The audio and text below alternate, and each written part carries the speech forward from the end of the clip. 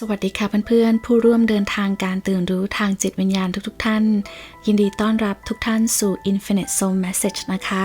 วันนี้เราจะพูดคุยกันในหัวข้อการตื่นรู้ทางจิตวิญญาณและลักษณะของบุคคลที่ตื่นรู้ทางจิตวิญญาณนะคะจะมีลักษณะอย่างไรเมื่อแต่ละคนเนี่ยเริ่มต้นการเดินทางฝ่ายจิตวิญญาณเราต้องเผชิญหน้ากับช่วงเวลาขึ้นลงมากมายในเส้นทางนี้เลยนะคะการเดินทางจะถูกทำเครื่องหมายด้วยช่วงเวลาที่มีการเคลื่อนไหวอย่างรวดเร็วและช่วงอื่นๆที่มีการเคลื่อนไหวช้าเพื่อไปสู่เป้าหมายที่เราตั้งเป้าเอาไว้นะคะโดยปกติแล้วเรายังคงมีสติอยู่กับร่างกายเกือบตลอดเวลาแม้ว่าเราจะเริ่มต้นการเดินทางฝ่ายจิตวิญญาณแล้วก็ตามด้วยความพยายามอย่างเต็มที่นี่เองเราจะสามารถรักษาจิตสำนึกจิตวิญญาณได้ในช่วงเวลาสั้นๆค่ะแต่ด้วยการฝึกฝนเนี่ยเราจะสามารถคงจิตสำนึกแห่งจิตวิญญาณได้เป็นระยะเวลาที่นานขึ้นเรื่อยๆนะคะกระบวนการเปลี่ยนแปลงจากจิตสำนึกทางร่างกายไปสู่จิตสำนึกและจิตวิญญาณอาจจะช้าสำหรับบางคนแต่เร็วกว่าสำหรับบางคนค่ะเมื่อบุคคลผู้ปฏิบัติจิตวิญญาณได้มีสภาวะทางจิตโดยที่เขาหรือเธอเนี่ยยังคงมีจิตสำนึกและจิตวิญญาณโดยสมบูรณ์กล่าวกันว่าบุคคลนั้นมีประสบการณ์การตื่นรู้ทางจิตวิญญาณแล้วดังนั้นการตื่นรู้ทางจิตวิญญาณจึงหมายถึงการเปลี่ยนแปลงในจิตสำนึกที่มีพลังและความซาบซึ้งต่อความเป็นจริงซึ่งไม่เคยเกิดขึ้นกับเขาหรือเธอมาก่อนค่ะการตระหนักรู้เช่นนี้อยู่ในการรับรู้ถึงความเป็นหนึ่งเดียวกับสรรพสิ่งทั้งปวงนะคะเราจะได้รับข้อความหลังจากการตระหนักว่าความจริงอันสมบูรณ์นั้นเนี่ยอยู่นอกเหนือแนวคิดและความเชื่อทั้งหมดของมนุษย์ค่ะภายใต้ความแตกต่างที่เห็นได้ชัดเจนทั้งหมดนี้มีพื้นฐานความเป็นหนึ่งเดียวกันอยู่นะคะทุกรูปแบบที่มีอยู่ย่อมเกิดขึ้นจากศักยภาพอันบริสุทธิ์ค่ะนักปราชญ์เรียกสิ่งนี้ว่าความว่างเปล่าเต๋าพราหมณ์อัลเลาะห์พระเจ้าในขณะที่วิทยาศาสตร์อาจจะเรียกสิ่งนี้ว่าสนามจุดศูนย์หรือสนามศักยภาพนั่นเองค่ะบุคคลที่ตื่นรู้ทางจิตวิญญาณจะไม่ระบุตัวตนกับร่างกายอีกต่อไปนะคะในขณะที่อาศัยอยู่ในร่างกายและทำหน้าที่และกิจกรรมทั้งหมดของร่างกายเขาจะไม่คำนึงถึงอัตตาของเขาอีกต่อไปค่ะบุคคลดังกล่าวจะไม่มีประสบการณ์ของความเป็นอัตตาอยู่กล่าวคือความสุขความทุกข์ความสุขความเจ็บปวดการได้มาหรือการสูญเสียการรับรู้หรือการไม่รับรู้จะไม่ส่งผลกระทบต่อบุคคลนั้นๆอีกต่อไปค่ะซึ่งหมายความว่าบุคคลเหล่านั้นเนี่ยมีความเท่าเทียมในสถานการณ์ที่หลากหลายทั้งหมดนะคะแม้จะประสบกับอารมณ์แต่ก็ไม่ได้รับผลกระทบจากอารมณ์เหล่านั้นเนื่องจากบุคคลนั้นเนี่ยเต็มไปด้วยความรักความเมตตาและก็ความเห็นอกเห็นใจนะคะ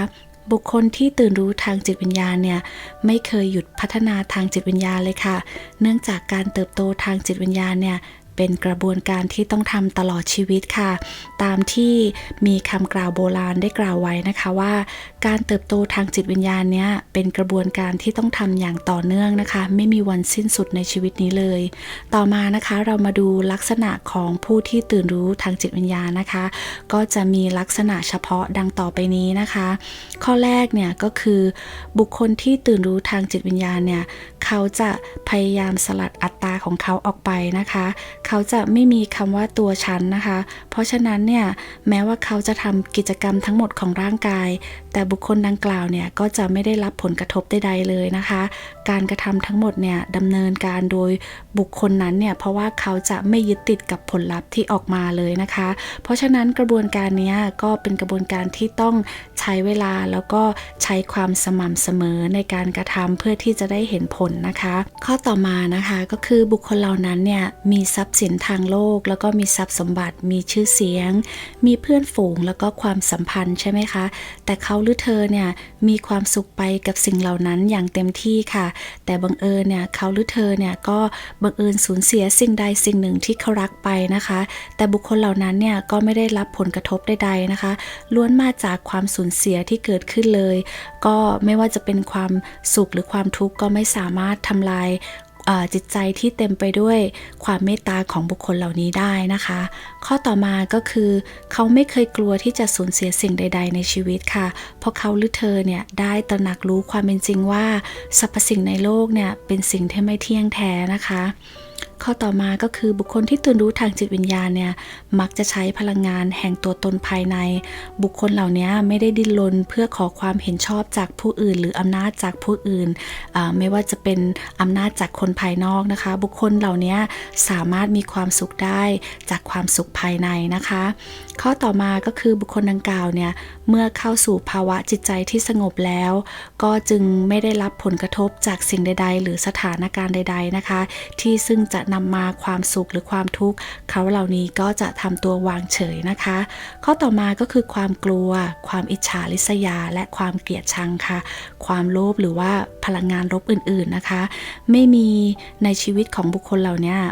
จะไม่มีทางที่จะทำร้ายเขาได้นะคะเพราะว่าบุคคลดังกล่าวเนี่ยจะมีแสงสว่างภายในของเขาอยู่แล้วนะคะข้อต่อมานะคะก็คือบุคคลนั้นเนี่ยมักจะถ่อมตัวมากค่ะและไม่มีความรู้สึกเหนือกว่าใครเลยเพราะเขาหรือเธอเนี่ยมองว่าคนอื่นๆเนี่ยก็เหมือนกับเขาหรือเธอนั่นเองนะคะแต่ไว้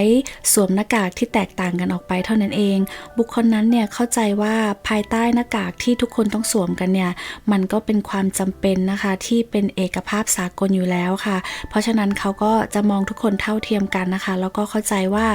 ทำไมคนบางคนถึงต้องทำแบบนี้เป็นแบบนี้นะคะข้อต่อมาก็คือบุคคลดังกล่าวเนี่ยเขาไม่มีความคิดที่สิ้นเปลืองเลยค่ะหรือว่าไม่มีความคิดที่เป็นลบเกี่ยวกับเขาหรือว่าผู้อื่นเลยนะคะเพราะธรรมชาติที่แท้จริงของจิตวิญญาณนั้นเนี่ยมีความศักดิ์สิทธิ์บุคคลที่มีแสงสว่างภายในจิตวิญญาณของเขาเนี่ยเขาจะเป็นอิสระจากความคิดแล้วก็เป็นอิสระจากคำพูดแล้วก็การกระทำด้านลบทั้งหมดของเขาเนี่ยความคิดของเขาหรือเธอเนี่ยจะถูกยกระดับอยู่เสมอนะคะดังนั้นคำพูดและการกระทำของบุคคลนั้นเนี่ยจึงถูกยกระดับแล้วก็สร้างแรงบันดาลใจให้กับผู้อื่นอยู่ตลอดเวลานะคะผู้ตื่นรู้ทางจิตวิญญาณจะไม่ยึดติดกับสิ่งใดๆรวมถึงทรัพย์สินทางวัตถุหรือชื่อเสียงเงินทองนะคะความสัมพันธ์ญาติพี่น้องแนวความคิดความเชื่อ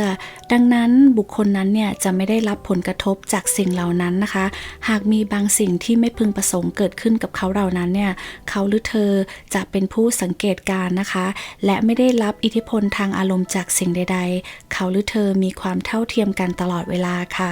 แล้วก็บุคคลดังกล่าวเนี่ยปฏิบัติหน้าที่ทั้งหมดนะคะด้วยความซื่อสัตย์ในชีวิตแต่ไม่ยึดติดกับผลลัพธ์ของตนเองนะคะและดังนั้นเนี่ยไม่ว่าเขาหรือเธอจะทำอะไรก็ตามค่ะเขาหรือเธอก็จะทำมันอย่างสุดความสามารถและก็มอบผลลัพธ์ของ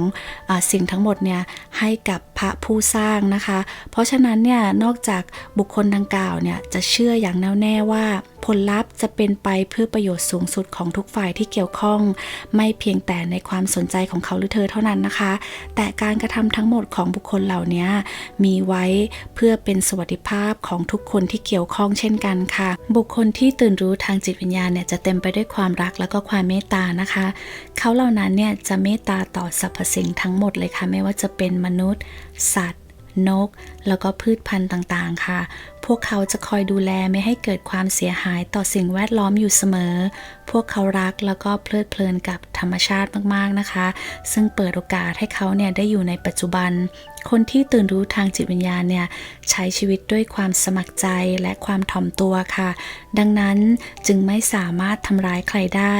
เขาหรือเธอเนี่ยจะพร้อมให้อภัยคนที่ทำผิดอยู่เสมอนะคะการให้อภัยเนี่ยเป็นคุณลักษณะที่แข็งแกร่งของบุคคลที่แสดงความอ่อนน้อมถ่อมตนโดยสมัครใจค่ะบุคคลที่ตื่นรู้ทางจิตวิญญาณเนี่ยพยายามอย่างหนักนะคะที่จะเติบโตฝ่ายวิญญาณค่ะไม่ว่าเขาจะมีความคิดเห็นอย่างไรแทนที่จะชี้ให้เห็นความไม่สมบูรณ์ของผู้อื่นนะคะบุคคลเหล่านี้เขาจะไม่อยากสั่งสอนผู้อื่นค่ะแต่ในทางกลับกันเนี่ยเขาจะเป็นแบบอย่างให้กับผู้อื่นนะคะบุคคลดังกล่าวเนี่ยเคารพความเชื่อของผู้อื่นนะคะแล้วก็พวกเขาเนี่ยไม่ได้กำหนดมุมมองของเขาต่อผู้อื่นเช่นเดียวกันนะคะแล้วก็พวกเขาเนี่ยมีความสุขอยู่เสมอและด้วยเหตุผลนี้พวกเขาจึงกระจายความสุขไปยังทุกคนที่เขาติดต่อนะคะดังนั้นเนี่ยพวกเขาจึงดึงดูดความสุขในปริมาณที่เพียงพอราวกับแม่เหล็กเลยนะคะพวกเขาเนี่ยปราศจากความโลภใดๆแล้วก็พอใจในสิ่งที่ตัวเองมีอยู่นะคะพวกเขาไม่ปรารถนาที่จะครอบครองมากกว่าความต้องการขั้นพื้นฐานของชีวิตนะคะเพราะฉะนั้นบุคคลที่ตื่นรู้ฝ่ายจิตวิญญาณเนี่ยเขาจะไม่โกรธค่ะพวกเขาเนี่ยไม่มีสาเหตุที่จะต้อง โกรธนะคะถ้ามีใครโกรธพวกเขาจะไม่ตอบโต้แต่จะให้อภัยทันทีค่ะบุคคลดังกล่าวเนี่ยหรือคนที่ตื่นรู้ทางจิตวิญญาณเนี่ยเขาจะไม่วิพากษ์วิจารณ์ใครนะคะเพราะพวกเขาเนี่ยไม่สังเกตเห็นความผิดของใครหากผู้ใดวิพากษ์วิจารณ์ก็จะยอมรับอย่างสง่างามนะคะและพบสิ่งดีในนั้นเพื่อนำไปปรับปรุงแก้ไขตนเองต่างหากนะคะพวกเขาไม่เคยพยายามควบคุมผู้อื่นเพราะพวกเขาเชื่อในการควบคุมตัวเองนั่นเองค่ะบุคคลที่ตื่นรู้ทางจิตวิญญาณมีพลังอันยิ่งใหญ่ในความอดทนนะคะดังนั้นบุคคลดังกล่าวเนี่ยจึงยอมรับบุคคลสิ่งของแล้วก็สถานการณ์ต่างๆทุกประเภทโดยที่ไม่มีเงื่อนไขนะคะบุคคลเหล่านี้จะพูดน้อยแต่สิ่งที่เขาพูดเนี่ยก็จะเป็นสิ่งที่ไพเราะแล้วก็เป็นสิ่งที่มีประโยชน์กับผู้อื่นนะคะบุคคลดังกล่าวเนี่ยมีความเงียบภายในมากขึ้นและบทสนทนาภายในลดลงนะคะซึ่งจิตใจของเราเนี่ยสร้างเป็นรูปแบบความคิดไม่หยุดหย่อนในแต่ละวันเลยค่ะการตื่นรู้ทางจิตวิญญาณเนี่ยจำเป็นที่จะต้องมีข้อกำหนดเบื้องต้นบางประการนะคะเพื่อให้บุคคลเนี่ยบรรลุผลอย่างต่อเนื่องซึ่งรวมถึงการศึกษาพระคัมภีร์ทางศาสนาและจิตวิญญาณเป็นประจำและการนำหลักธรรมเหล่านี้ไปใช้ในชีวิตประจำวันการนำหลักการไปปฏิบัติในชีวิตจริงมีความสำคัญมากกว่านะคะเพราะหากปราศจากสิ่งนี้ก็จะไม่มีการตื่นรู้ทางจิตวิญญาณเกิดขึ้นค่ะกระบวนการตื่นรู้ทางจิตวิญญาณนั้นเนี่ยใช้เวลานานและนั่นก็คือสาเหตุที่ผู้ปรารถนาหลายคนนะคะยอมแพ้ในระหว่างทางนะคะเพื่อให้ได้การบรรลุเป้าหมายเนี่ยเราทุกคนก็จะต้องปฏิบัติตามหลักการทางจิตวิญญาณอย่างแน่วแน่นะคะแล้วก็ต้องพยายามอย่างหนักเพื่อรักษาการเติบโตทางจิตวิญญาณของตนเอาไว้ค่ะไม่ว่าเราจะประสบความสำเร็จในการบรรลุทางจิตวิญญาณแล้วหรือไม่ก็ตามนะคะเพราะฉะนั้นก็การที่เราจะฝึกการตื่นรู้ทางจิตวิญญาณเนี่ยก็เป็นอะไรที่ต้องทำอย่างต่อเนื่องแล้วก็ทำตลอดชีวิตนะคะก็หวังว่าข้อความวันนี้นะคะจะเป็นประโยชน์กับผู้ที่เข้ามารับฟังนะคะแล้วก็